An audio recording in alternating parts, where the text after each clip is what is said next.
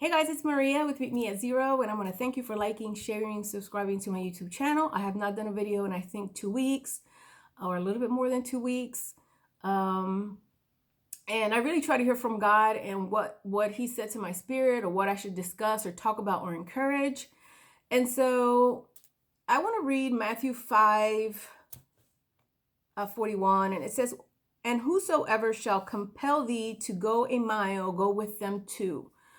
And the reason this passage came about, I contribute to Bella. Bella has a particular food that she likes, nature's recipe, the turkey and chicken. When they don't have that one, I get her the venison and chicken. Many of you are like, oh God, she's going to talk about her dog, some crazy story. I don't know. She loves what she likes. She likes what she likes, and that's her food. And apparently there's been a shortage. I called nature's recipe and actually talk to customer service to see if I can find this food, buy it online. I don't know. Unfortunately, there is none. There's a shortage of materials to make the food, so they're making a very small supply that goes out. Okay, so I went to 3 Walmarts, and I absolutely hate going to Walmart. I went to 3 Walmarts, bought her 18 cans. They will last her about 30 to 35 days. And I thought, while I'm doing all of this, I'm in the car and I'm having conversations with God, and it's like God puts in my heart, love is going the extra mile. And so I'm here thinking that it's Easter, it's Lent, and Christ could have said, okay, I'm going to go down and, die for these heathens, and I'll get on the cross. I don't really want to go through the rest of it, let's just minimize it, simplify it. But he went the extra mile. He went through everything to set an example of what an extra mile looks like, what a sacrifice looks like. And when the Bible talks about if somebody asks you to go a mile, go the extra mile, a lot of times we think, because, and I'm talking out of someone who grew up in church, we've gotten used to putting things in like a to-do list, or I pay my money, I went to church on Sunday, I don't do this, this, and this, and I help, who I can, and so I'm good. And it's more than that when we're talking about the extra mile. The extra mile is a place of discomfort, of sacrifice that you will have to endure to bless someone else who is also in the same situation, who's going to experience, let me retract, who will experience the same things you will. They are in a different situation. When they've asked you to partner, is because they trust that you can get them to the next level. And a lot of times we don't see it that way. We just see it as, that's not my problem. They shouldn't have done this. They should have done that.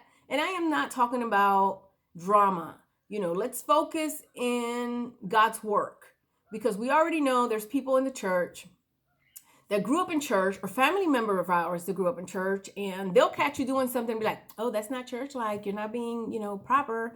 We're not talking about that. I want to talk about somebody that is going to ask you into the spiritual arena to intercede for them and to help them get to the next level.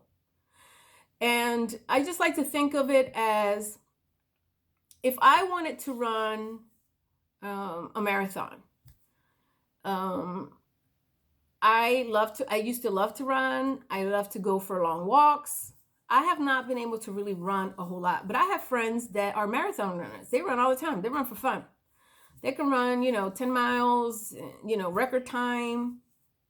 And so if I were to ask one of my marathon friends, and they knew that I have not ran in ages, if I asked them and I was like, hey, I want to do a half marathon,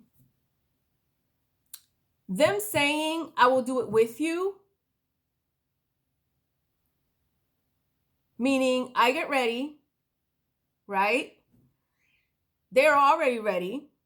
we'll get together and run it. That's them being with me in that first mile. That extra mile, though, is when they say, you know what?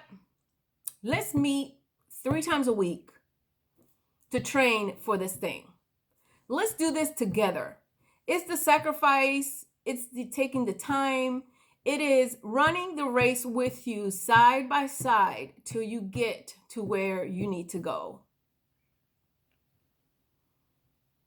It is the endurance, it is the sacrifice, and it is the willingness to go that extra mile. Are they going to experience discomfort? Yeah, because they're going to have to give up their time. Usually, if you know a runner, they can run a mile in 8-9 minutes. Maria cannot run no mile at this state right now. Maybe 15 minutes, maybe 15. So now they have to pace themselves.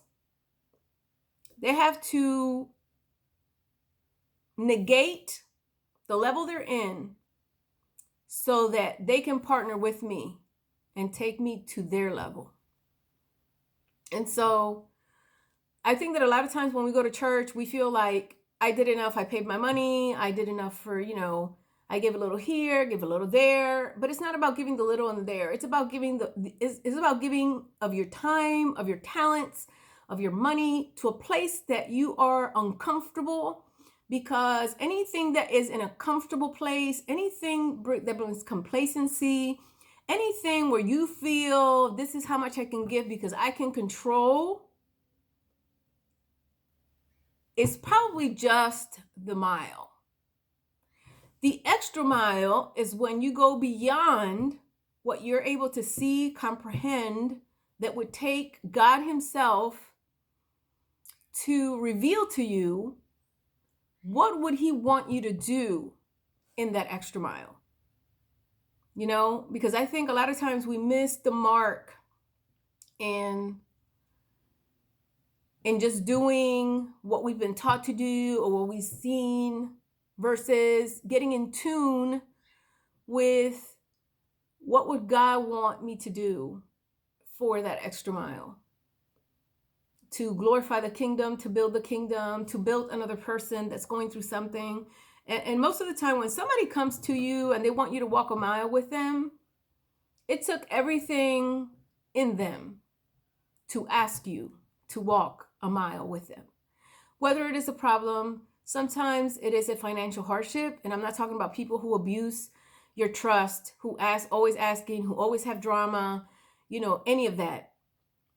Should you pray? Yes, but discernment is so important. I am talking about the people and the mission at hand that God will put in your way to bring you, to elevate you to another level. And it's an uncomfortable place because we like it where we can manipulate. We like it where we can control. We like it when we feel safe.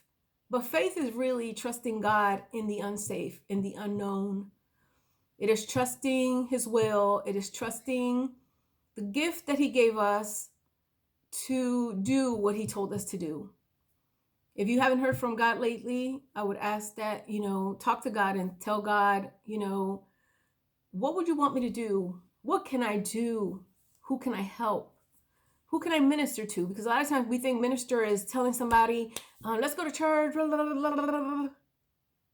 It's really not. It's really not. Where can you meet them in their pain, in their tribulation? Where are you? And that's where God gets all the glory. And in the test that person is enduring and that you are partnering with them, blossoms a beautiful testimony. And just like I go anywhere for Bella to get this food, and just like Christ for just one of us would leave the 99, what would you leave today? Or what would you do today for that one person that you could impact? Meet me at 0 next week. Be a blessing to someone. Know that you're loved and thought of by the Most High God. Bye-bye.